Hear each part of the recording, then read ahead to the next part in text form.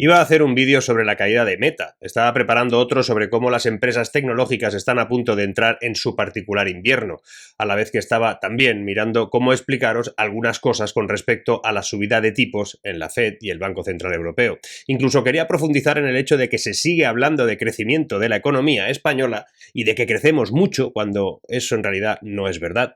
No es crecimiento, es recuperación. Somos el país que más perdió durante la pandemia y el único que aún no está a nivel de 2019. Hasta que no estemos ahí, no podremos hablar de crecimiento, como si ya lo hacen otros países. Pero una cosa es lo que tienes previsto hablar y otra lo que al final puedes hacer e incluso también teniendo en cuenta lo que me pedís, especialmente por el interés informativo puntual. Entre ayer y hoy muchos me habéis pedido que si los datos de empleo de octubre no son correctos, o si lo son, pues que algunos sospecháis que no es así, ¿cómo podéis construir un argumento sólido que lo demuestre que no son correctos? Pues vamos al tema. Voy a explicaros cómo desmontar los datos de empleo oficiales y en qué tenemos que fijarnos realmente. Quédate todo lo que puedas porque al final de este vídeo te explicaré por qué no bajan los precios a pesar de que los bancos centrales no paran de subir tipos de interés, tasas de interés y además de un modo inéditamente rápido. Quédate, que lo que hoy te voy a contar, te aseguro que también te interesa.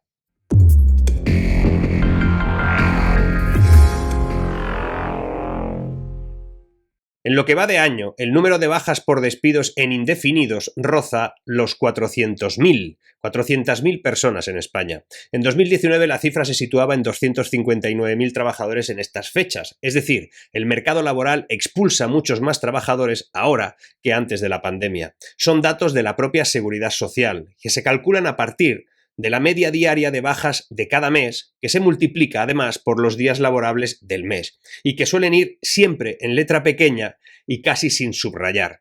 España crea más empleo que nunca, dicen, algo que te voy a demostrar que no es correcto, pero a la vez despide también más que nunca, y ahora súmale además a todo ello esos 400.000 los fijos discontinuos, los trabajadores indefinidos por horas y los despidos en periodo de pruebas que no se contabilizan en esos 400.000 que te comentaba, y entonces nos queda un entorno laboral de absoluta pena, no de éxito, ni para vanagloriarse. Algo que, por cierto, le está saliendo gratis informativamente al propio gobierno, por el seguidismo que hay. Mucho Euribor, mucho gas, mucho Consejo Superior del Poder Judicial, pero poco enfocar al hecho de que 500.000 de personas con contratos indefinidos en este país habrán sido despedidas a final de este año sin que todo ello trascienda demasiado.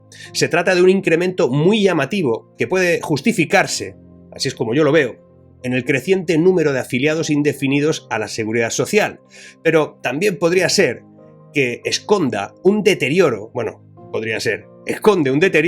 que está afectando cada vez más a una menor contratación. Y por eso es tan preocupante el exceso de optimismo del gobierno y la acusación constante y casi cansina de que los que denunciamos que los datos no son correctos, pues somos una especie de agoreros. No es ser catastrofista indicar lo que va mal, especialmente cuando es grave eso que va mal. Y además que nadie lo tenga en cuenta o que lo diagnostique bien es aún más grave.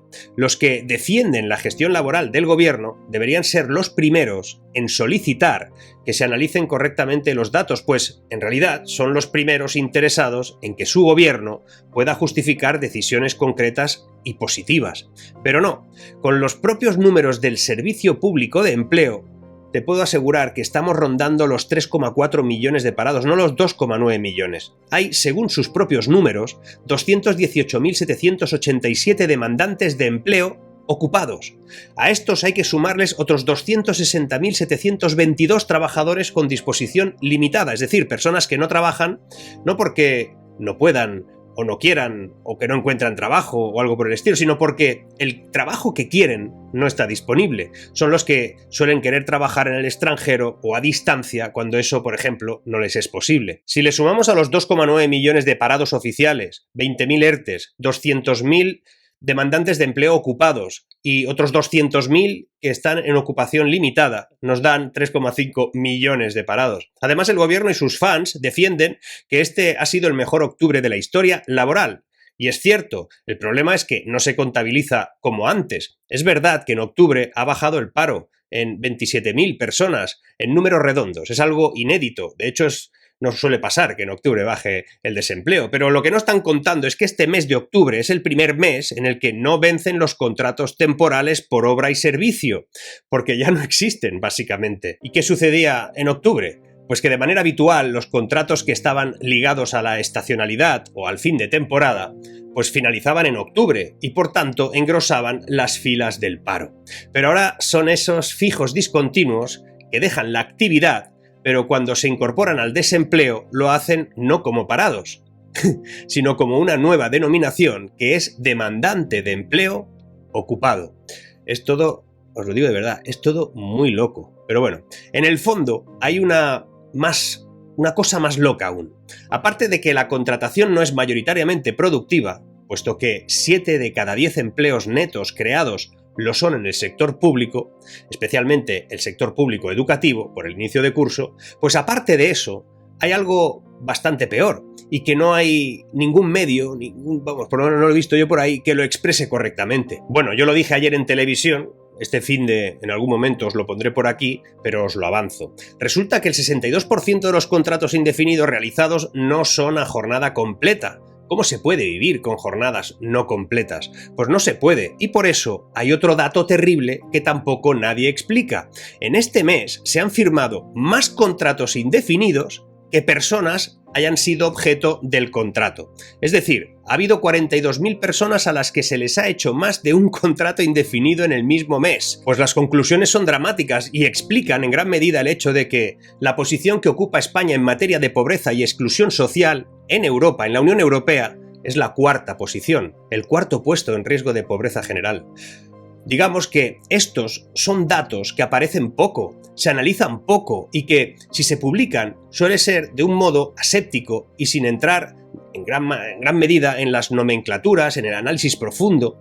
Por eso he intentado demostrarte el nivel de tomadura de pelo, de seguidismo preocupante y de falta de diagnóstico correcto que nos aleja de la solución.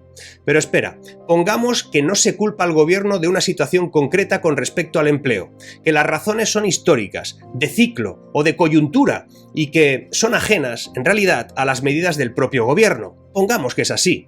No tiene sentido no analizar bien los datos. Sería en realidad un error mayor, incluso que las propias medidas tomadas, porque de todo se sale, tarde o temprano se sale, pero sin un análisis correcto no se puede abordar el futuro con garantías. De ahí que es difícil ser optimista, puesto que los datos reales nos dicen lo mal que está todo, mientras el gobierno sigue diciendo que todo está bien.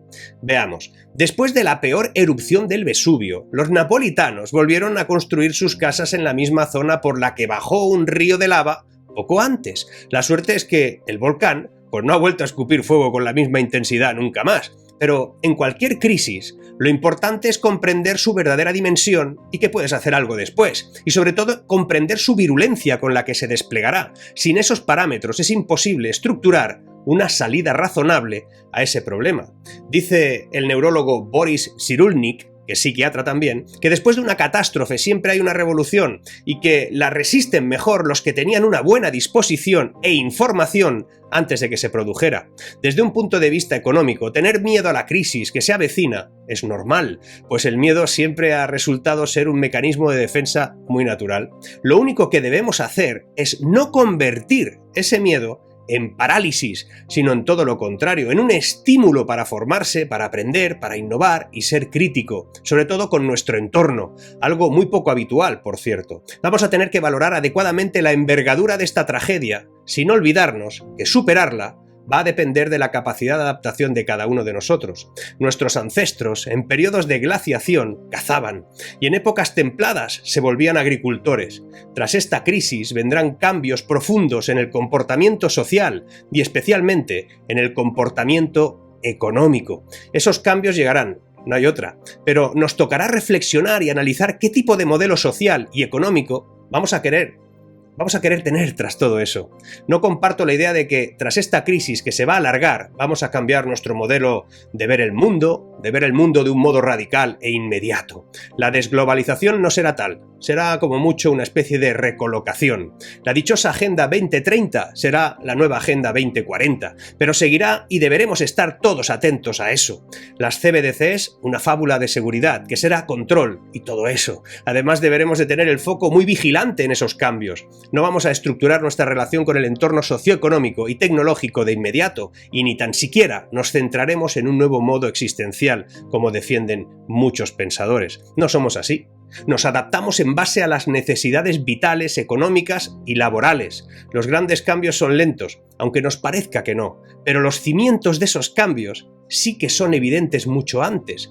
Ahora pasará igual, y es preciso afrontarlo. Por eso, que nos den los datos correctos para analizarlos bien es fundamental. Y si no lo hacen, pásate por aquí, que miraré siempre de hacerlo yo mismo en la medida que me sea posible. Y como os he dicho al principio, una apreciación sobre el motivo por el que no bajan los precios, no baja la inflación. También me lo habéis preguntado en comentarios y me habéis enviado un montón de mensajes de forma insistente, pues lo que voy a aprovechar el final de este vídeo para comentarlo de manera muy rápida. De un modo rápido, decir que el Banco Central Europeo no puede solucionar nuestra inflación ahora mismo es porque el Banco Central Europeo es parte del problema. Regaron el sistema con dinero mágico durante años y ahora no logran sacarnos de ese barrizal. Recordemos que la masa monetaria se ha multiplicado por 6 en Europa, por 10 en Estados Unidos, de un tiempo a esta parte. Y si esto es un problema, el otro es de tipo de inflación. Es decir, sabemos que nuestra inflación es por el lado de la oferta, os lo dije en el directo, los que venden. Y resulta que el Banco Central Europeo está actuando subiendo tipos de interés por el lado de la demanda, los que compran. Están aplacando un consumo debilitado a las puertas de una recesión, a la vez que no actúan porque no pueden. En el mercado de costes de producción no pueden intervenir, de manera que, por mucho que suban tipos, no le hacen ni cosquillas a la inflación existente, pues no es de demanda, sino de oferta. Por eso, como antes decía, sería bueno algo de transparencia. Atacar una inflación por el lado de la demanda, cuando está provocada por el lado de la oferta, es un camino muy duro y largo, y sería bueno que la gente pudiera tomar medidas en base a eso, y no escuchar cantos líricos diciendo que ya baja la inflación, que en España la tenemos más baja que nadie. Seguimos.